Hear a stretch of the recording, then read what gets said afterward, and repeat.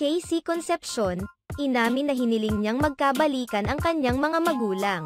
Ibinunyag ni Casey Concepcion na nawalan na siya ng pag-asa na muling magsasama-sama ang kanyang mga magulang pagkatapos ng kanilang paghihiwalay noong 1993. Sa kanyang vlog na in-upload niya pagkatapos ng Their Heart Reunion concert ng kanyang mga magulang na sina Gabby Concepcion at Sharon Cuneta, isiniwalat ni Casey Concepcion na ang makita ang kanyang ama at ina sa iisang stage ay isa sa kanyang childhood dream.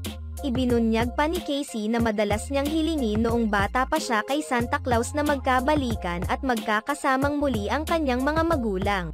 I remember I would ask Santa Claus to hopefully bring them back together because I so wanted to have a complete family. And I knew that they loved each other and that the Philippines is so small that they could just run into each other and they're both actors, saad ni Casey. Gayunpaman, hindi umano natupad ang kanyang hiling nang magkaroon ng mga bagong pamilya ang kanyang mga magulang.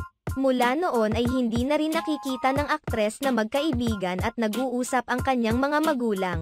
Kaya naman nagulat din siya nang malamang may reunion concert ang mga ito. Never in my wildest dreams did I think that I would still be able to experience sharing moments with the two of them together, laughing, smiling, talking. I don't really remember them being friends when I was growing up, so I never really thought that it would be possible to see them in one place, just okay and on good terms. Dagdag pa ng aktres, when I was reading the script, parang mangiyak-ngiyak talaga ako kasi ang dami kong hindi alam about their love team and professional life. Para akong kinakabahan dahil hindi lang siya show for me, it's my life.